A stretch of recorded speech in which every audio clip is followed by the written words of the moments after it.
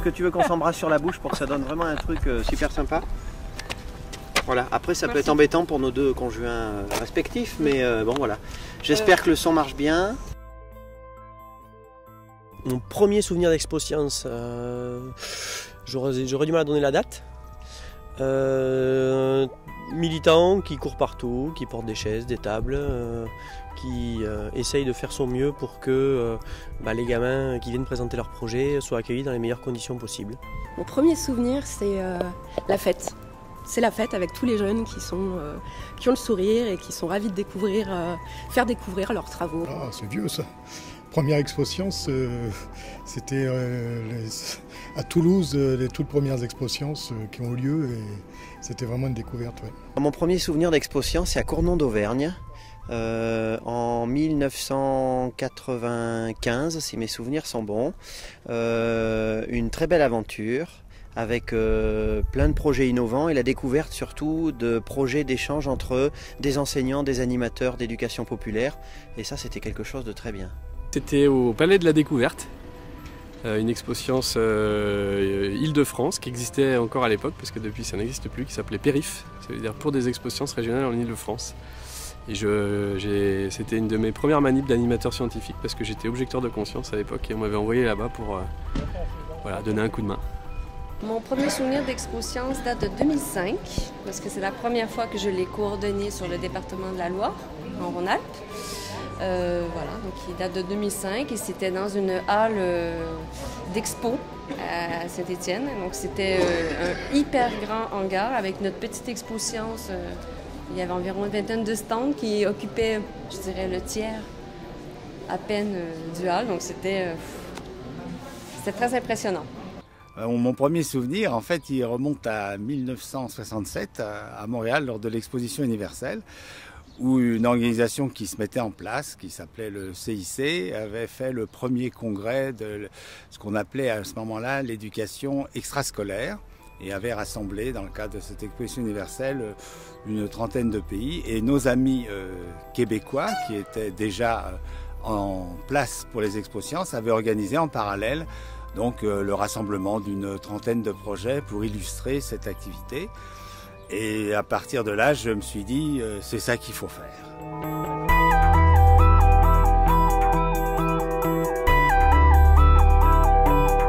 Pour ces rencontres, j'attends qu'on puisse donner un second souffle à Expo Science parce que petit à petit, chacun dans nos régions, on est dans nos habitudes, dans nos façons de faire qui sont un petit peu toujours les mêmes.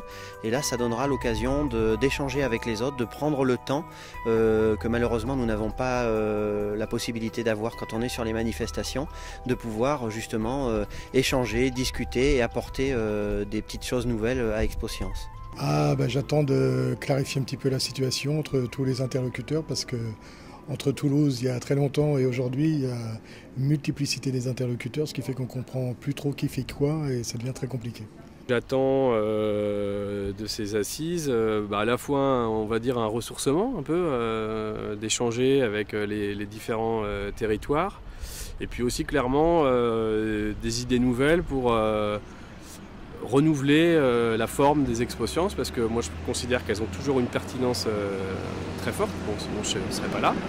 Mais en revanche qu'il y a certainement un certain nombre de choses à revoir en termes d'animation des Expo Sciences, de mobilisation d'une diversité d'acteurs. Et puis la dernière chose c'est aussi offrir une reconnaissance aux Expo Sciences par rapport au paysage de la culture scientifique et technique en France puisque les Expo Sciences ne sont pas forcément assez reconnues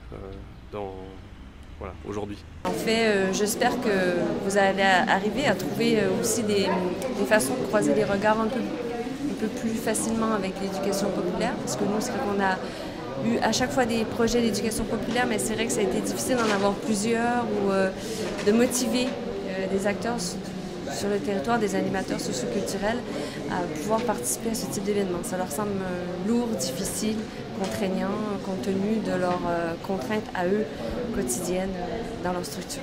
J'attends premièrement, revenir au moins à un état antérieur, c'est-à-dire de nouveau que de nombreuses régions, voire bientôt la totalité des régions, puissent chaque année, que ce soit au niveau départemental, partiel, local ou régional, organiser une expo science. Mais je pense qu'aujourd'hui, c'est un peu un petit coup de starter vers cet objectif que je veux que cet événement fasse progresser nos initiatives.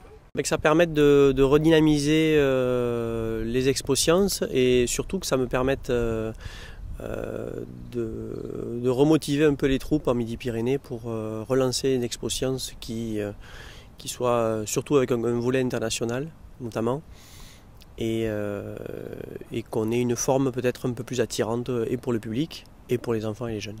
J'attends que ça aboutisse à quelque chose, surtout. Voilà, qu'il y ait des perspectives et que ça soit constructif. Voilà, qu'on ressorte, j'attends qu'on ressorte de ces assises avec quelque chose en plus. Moi, je déclare les assises nationales du CIRASTI ouvertes et à nous tous, bon travail, bon succès. Et en effet, l'amont est bien avancé, il nous reste à faire l'immédiat et surtout la suite. Alors, on y va maintenant.